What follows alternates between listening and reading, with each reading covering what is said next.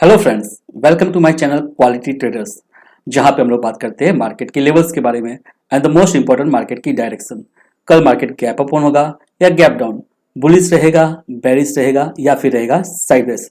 अगर ऐसी इन्फॉर्मेशन आपको चाहिए तो मेरे चैनल को अभी से सब्सक्राइब कर लीजिए। तो ज़्यादा देर न करते हुए शुरू करते हैं आज का वीडियो और देखते हैं कि भाई मंडे को मार्केट कैसा रहने वाला है। क्योंकि फ्राइडे को तो उसने क्या किया है, फ्राइडे को उसने थोड़ा प्रॉफिट बुकिंग आया हुआ है। मंडे का मोमेंट हमको दिखा देगा कि वो प्रॉफिट बुकिंग ही था या वहां से बेरिश पोजीशन बन रही है। तो चलिए शुरू करते हैं आज का ये वीडियो।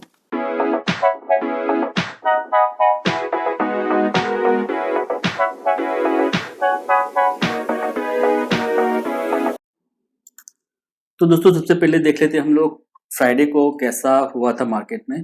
तो आप देखेंगे कि मार्केट में फ्राइडे को निफ्टी के अंदर पहला जो कैंडल बना था वो ऑलमोस्ट नेगेटिव टाइप का ही दिखा रहा था और फिर बाद में प्राइस ने यहाँ पे अपने जो लेवल था 17,880 का वहां पे सपोर्ट लेके ऊपर जाने की कोशिश किया, लेकिन उसका जो हाई था वो ब्रेक नहीं कर पाया।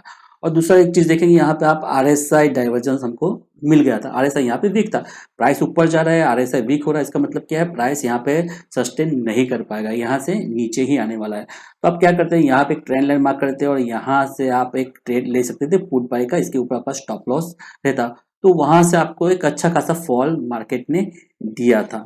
और देखेंगे उसके बाद में फिर क्या हुआ है कि प्राइस यहाँ पे जो पैटर्न बना था उसके हिसाब से आरएसआई वहां पे फिर बाद में कम नहीं हुआ।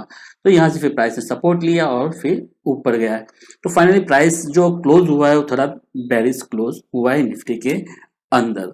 अब बात करते हैं हम लोग बैंक निफ्टी के बारे में। तो बैंक निफ्टी में क्या हुआ था, तो बैंक निफ्टी में भी आप सेम वे देखेंगे कि भाई प्राइस जो था यहाँ से ऊपर तो गया है, अपना जो टारगेट था 40,620 उसको अचीव कर लिया और वहां पर देखेंगे तो एक नेगेटिव कैंडल बना था 5 मिनट का इन्वर्टेड डोजी।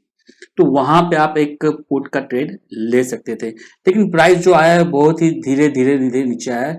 तो इतना अच्छा खासा प्रॉफिट पुट बाइंग में नहीं बन पाता था। फिर भी प्राइस ने क्या किया, नीचे अगर आप कॉल सेल करते तो 100% आप प्रॉफिट में होते अच्छे खासे। और प्राइस ने यहाँ पे जो मैंने ट्रेंड लाइन मार्क किया था उधर ही उसने एक्सेस सपोर्ट लिया, उसके बाद ऊपर गया, यहाँ पे रेजिस्टेंस फेस किया है और फिर नीचे आया। तो आप यहाँ पे भी देखेंगे कि प्राइस जब ऊपर गया था, यहाँ पे inverted hammer inverted doji candle बना था, तो वहां पे क्या हुआ है, आरएसआई तो अपना नीचे आ रहा है, इसका मतलब है कि प्राइस में स्ट्रेंथ नहीं है।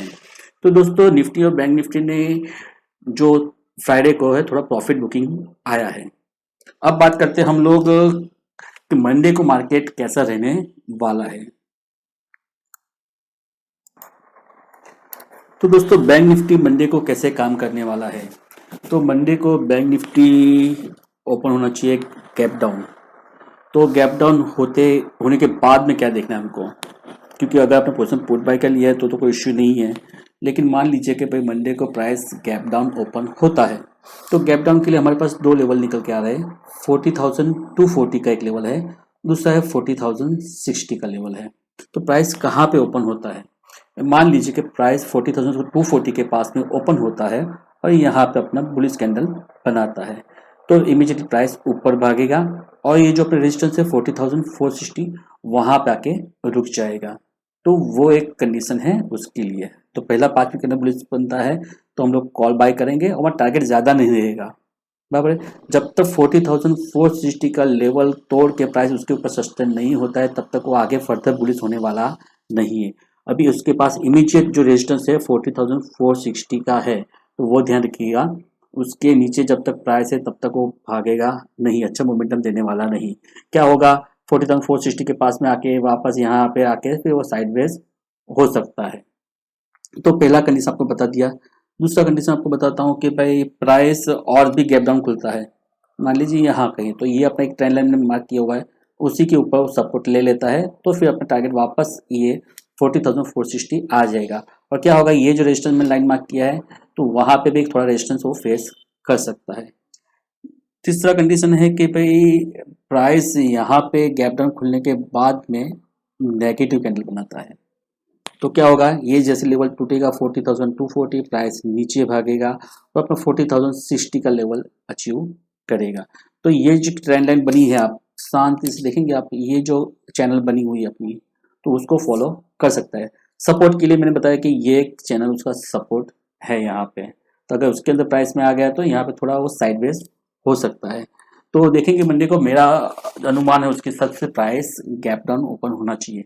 गैप डाउन होने के बाद में उसको अगर 40,000 के ऊपर 40,200 के ऊपर अच्छा पोर्ट सेलिंग होता है तो प्राइस फिर वहां से ऊपर जाएगा। अगर बैंक निफ्टी गलती से भी गैप अप ओपन हो जाता है, क्योंकि यूएस मार्केट पॉजिटिव क्लोज हुआ है, तो अगर मान लीजिए कि गलती से भी गैप ओपन हो जाता है और पहला कैंडल अपना नेगेटिव बनता है, राइट, तो सीधा हम लोग पुट बाय करेंगे, प्राइस को नीचे आना होगा, क्योंकि ऑपरेटर्स जो है और एफआईएस ने कॉल सेल किया हुआ है, तो प्राइस इमीडिएटली नीचे आना चाहिए। तो निफ्टी बैंक का हम लोग ने कंडीशन देख लिया। अब बात करते हैं हम लोग निफ्टी में क्या होगा। तो निफ्टी में सेम वे हम देखेंगे तो यहाँ पे भी आपको प्राइस गैप डाउन ही ओपन होने वाला है। तो गैप डाउन ओपन होने के बाद 17,770 अगर यहाँ पे बुलिश कैंडल बनता है, क्योंकि यहाँ की ट्रेंड लाइन भी आ रहा है, तो प्राइस ऊपर जाने की कोशिश करेगा। यहाँ पे रेजिस्टेंस फेस करेगा, यहाँ आके फिर ये वाला जो ट्रेंड लाइन है वहाँ पे रेजिस्टेंस फेस करेगा, फिर प्राइस वहाँ से नीचे आता है। अगर नीचे आने के बाद में क्लोजिंग यहाँ पे कहीं पे दे देता है 17,770 के नीचे, तो प्राइस थोड़ा और बेरिश कंडीशन में आ जाएगा। अगर मान लीजिए कि प्राइस यहाँ पे सपोर्ट लेके फिर ऊपर ब्रेक डाउन देता है, ब्रेकअप देता है 17,850 के ऊपर क्लोजिंग दे देता है, तो फिर प्राइस हो जाएगा अपना बुलिश। तो 17,850 हमारे लिए स्ट्रॉन्ग रेजिस्टेंस अभी बना हुआ है। तो निफ्टी में भी हम लोग देखेंगे पहला कैंडल क्या बनता है। पहला कैंडल अगर नेगेटिव बन गया है यहाँ पे, राइट, तो क्या होगा, प्राइस और फर्दर नीचे जाएगा और ये जो उसका सपोर्ट है 17,710 वहां पे आके फिर रुकना चाहिए, वहां पे वो सपोर्ट लेके ऊपर जाएगा 17,770 के पास में। अगर मान लीजिए निफ्टी गैप अप ऑन होता है, जैसे मैंने बताया कि भाई यूएस मार्केट तो पॉजिटिव है अभी फिलहाल और एक्सजेएस निफ्टी भी पॉजिटिव है अभी, तो क्या होगा, पहला कैंडल अगर अपना यहाँ पे बन जाता है नेगेटिव 5 मिनट का, राइट, गैप अप होने के बाद में, तो प्राइस को सीधा नीचे आना होगा। जैसे मैंने बताया कि भाई निफ्टी के अंदर तो बैंक निफ्टी से भी ज्यादा बेरिश पोजीशन बना हुआ है एफआई और प्रो, अपना जो प्रो फर्म्स रहती है ऑपरेटर्स उनका, तो प्राइस को फिर नीचे आना पड़ेगा इमीडिएटली, क्योंकि वो तो लॉस बेयर नहीं करेंगे। तो देखेंगे अगर पहला कैंडल 5 मिनट का नेगेटिव बनता है तो हम लोग सीधा फिर पुट बाय कर लेंगे गैप अप होने के बाद में। तो पहला 5 मिनट का कैंडल भी निफ्टी के अंदर इंपॉर्टेंट रहेगा कल के लिए। अगर वो बुलिश बन गया तो फिर पूरा अपना ये ट्रेंड लाइन टूट गया है और प्राइस सीधा ऊपर भागेगा और ट्रेंडिंग फिर रह सकता है पूरा दिन, और सेम में बैंक निफ्टी भी ट्रेंडिंग रह सकता है। तो निफ्टी और बैंक निफ्टी में हमारा डायरेक्शन क्लियर है, गैप डाउन ही ओपन होने वाला है।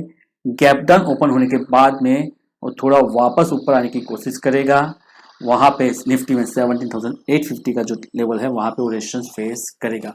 जब तक वो ब्रेक नहीं होता है तब तक कॉल बाय फर्दर के लिए नहीं कर सकते। शॉर्ट टारगेट मैंने आपको बता दिया, शॉर्ट टारगेट क्या है, यहाँ से ऐसा है, यहाँ से ऐसा है। तो शॉर्ट टारगेट तो मैंने आपको बता दिया कि ये लेवल है, यहाँ जाएंगे तो ये लेवल है, लेकिन लॉन्ग टारगेट निफ्टी में नहीं ले सकते। सेम वे अपना बैंक निफ्टी में वैसा ही रहेगा। बैंक निफ्टी में भी हमारा टारगेट जो रहेगा वो कैसा रहेगा, अगर यहाँ खुलता है तो यहाँ के लिए, जस्ट सेकंड, यहाँ खुलता है तो यहाँ के लिए, और यहाँ खुलता है तो फिर यहाँ के लिए, और ज़्यादा बैंक थोड़ा बुलिश कंपेयर टू ज़्यादा दिख रहा है निफ्टी से, तो शायद ये यहाँ पे भी आराम से आ सकता है। तो ये निफ्टी और बैंक निफ्टी का जो अपना चार्ट प्रेडिक्शन था मंडे के लिए। अब बात करते हैं हम लोग ऑप्शन चेन का डेटा। ऑप्शन चेन का डेटा हमको क्या इंडिकेट कर रहा है, तो ऑप्शन चेन के डेटा के अंदर आप देखेंगे कि 40,500 के ऊपर अच्छी खासी कॉल राइटिंग हो चुकी है, अराउंड 27 लैक्स कॉल राइटर से।